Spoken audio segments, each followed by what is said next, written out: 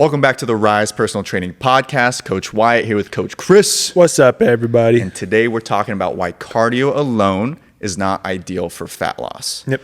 So last week we touched on the basics of fat loss, right? It's pretty much, just to recap, it's calorie deficit. Yep. You want to be strength training with that. You want to be moving a little bit more. Right. Okay. So as long as you're covering those bases, you're good. Yeah. But what we see with a lot of our members just starting, or even just personally in my life when I'm talking to the friends and family, is I'm talking to them, or they're asking some questions about fat loss and everything, and they're like, well, I'm running, or well, I'm doing my cardio. And I'm like, that's great. What else are you doing? They're like, no, that's just it. That. Yeah. And then I have to go into this whole spiel, what we're about to get into right now. And it's like, look, that's great. Cardio is so important. Cardiovascular health, you need to be on top of it. But when you're using this as the sole tool for fat loss, it's just not what we want to do. Right? I mean, you'll lose weight, but it might be the wrong type of weight. So like right nowadays, everyone's seeing it on Instagram, YouTube, everything it's always like, hey, go for a run. There's like a huge push for everyone to go start running marathons and half marathons and 10Ks, whatever, which is great. It's nice to see everyone, or a lot more people out and about, like getting moving, not just sitting on the couch, bed rotting.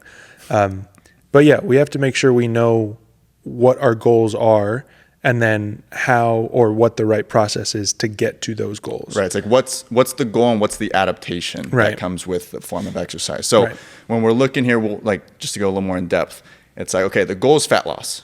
Now let's look at strength training. Okay. So we lift weights. What happens? The muscle gets bigger. Right. What happens when the muscle gets bigger? Our metabolism improves. And what does that mean? That means we burn more energy every single day. So energy, when I say energy, I'm saying like calories. Right. So it's like a bigger muscle. That means every single day when I use that muscle, it requires more calories to use. Correct. Okay. Yeah. So that's great, because what do we talk about? Calorie deficits. And so now if we have muscles helping us with burning more calories, that's going to aid in achieving a calorie deficit. Right. On top of, if you have your nutrition down and everything.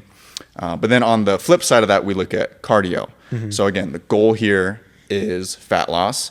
Now what's the adaptation of cardio? When we do cardio, really the muscle, it becomes more efficient. Right. Yeah. So it's like, as you do more, it's a steady state exercise. So it becomes more efficient.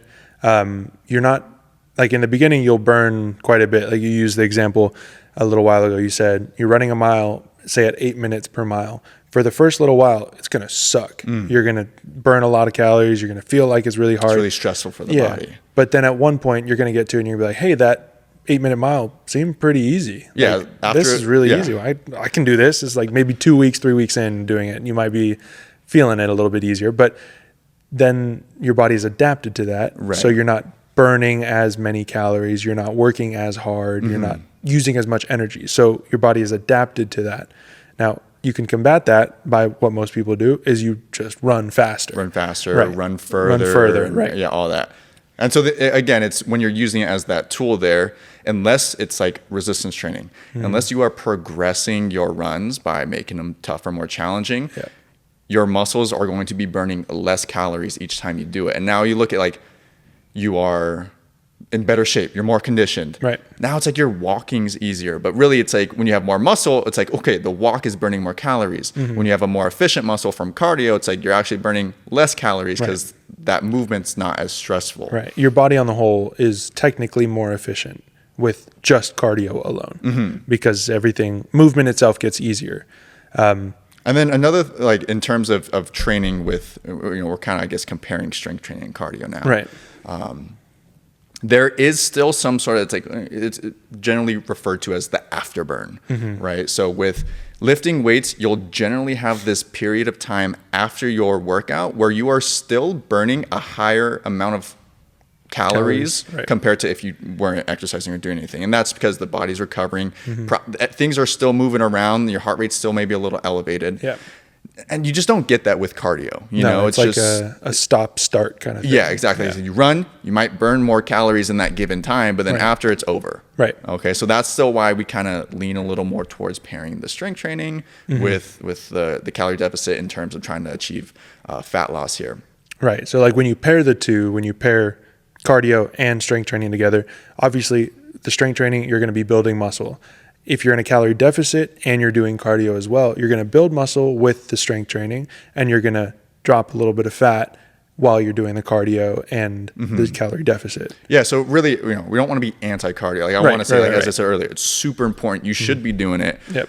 You need to get on top of your cardiovascular health, but you need to not think of it as the sole means for fat loss. You need to pair it with lifting weights. And then you get kind of this just perfect positive feedback loop. Yep. I'm training, I'm building muscle, the muscle's improving my metabolism. I'm running. So now those muscles are burning more calories because I'm running on them, using them.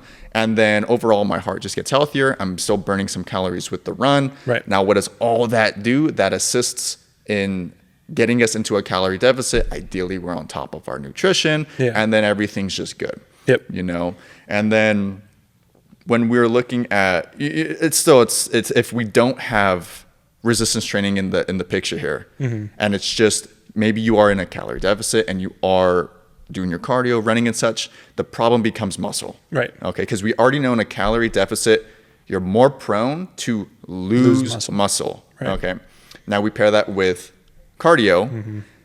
It's not a heavy load, a heavy resistance form of exercise. Right. And so still what's happening is your body's just like, I just need energy. Just give me energy. And so what tends to happen is you will start to have some breakdown of muscle tissue actually.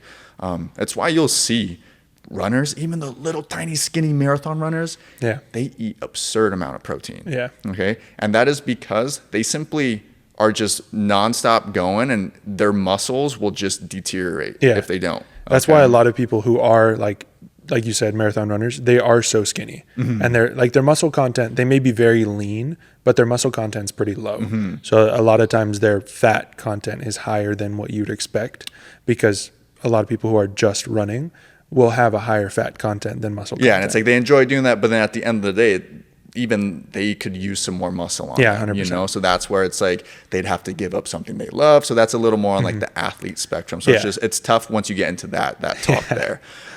But for the most part, again, when you're really just looking for starting the fat loss journey and everything, you just cover all those bases. You just get into a calorie deficit and you achieve that by moving a little bit more, eating a little bit less, but you can't neglect strength training in the picture there. It's like you need to be resistance training because we need to be trying to preserve as much muscle and or build as much muscle as possible, right? Right. Yeah. So strength training, some cardio, of course, calorie deficit, and eat your protein. And you're good to go. Yep. That'll be like the well-rounded, perfect recipe for you to actually keep going. And of course, all this will turn into like functional strength because obviously you're moving better, you're stronger, you're eating healthy, everything gets easier. Right. So like your day-to-day, your walk, maybe reaching up to the cabinet and picking up that bag of say protein or rice from the top cabinet, it'll get easier for sure. You may not notice it right away, but then one day you'll sit back and you'll think, like 4 months ago, I was trying to lift that thing off the top shelf. That was awful.